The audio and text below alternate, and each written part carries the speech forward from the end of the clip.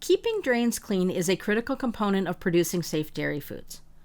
Soil and bacteria can build up in drains, leading to the potential for products to become contaminated with pathogens, the microorganisms that make people sick.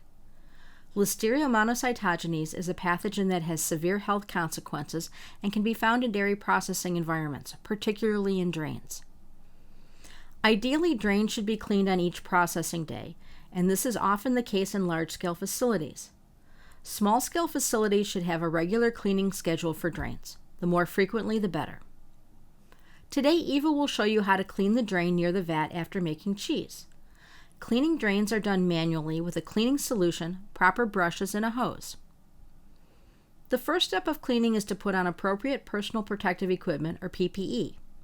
Eva is wearing chemical and slip-resistant boots, a chemical-resistant apron, safety glasses, and chemical-resistant gloves. Next, Eva gathers cleaning supplies. To prevent cross-contamination, the use of color-coded buckets and brushes is a good practice. Black is used exclusively for drains. This black drain brush has a red-colored area to indicate that it is used to clean drains in a raw milk area, and the handle is printed with the words, "Used for floor drains only."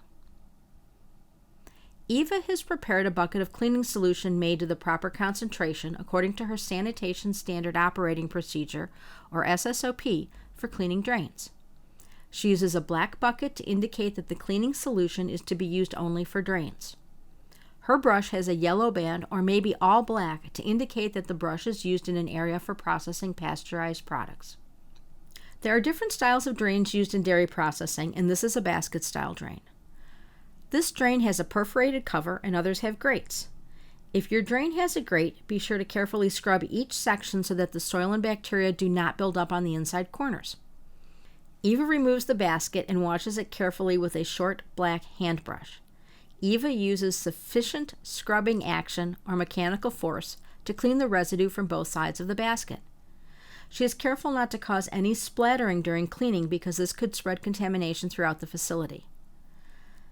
Next, Eva uses the long-handled drain brush to scrub the drain. She carefully dips the brush into the bucket of cleaning solution. She scrubs the drain with sufficient action to clean the residue from the edges and sides of the drain, reaching deep inside with the brush. Again, she takes care to not cause spattering during scrubbing or when removing the brush from the drain. Eva pours the bucket of cleaning solution gently down the drain as the first rinse. She can then fill up the bucket with clean water for additional rinses. She can also use the hose carefully to rinse the drain. Here you can see that she is spraying the floor around the drain so that the water flows first on the floor and then down the drain. Using a high-pressure hose directly into the drain for rinsing is a very bad idea. This causes water to splatter and spray out of the drain and can cause small droplets of contaminated water to spread around the processing facility, potentially causing food safety issues. Now that Eva has cleaned and rinsed the basket and drain, she puts the basket back into the drain and she is done cleaning. The last thing Eva does is document that she cleaned the drain to make sure her food safety records are complete.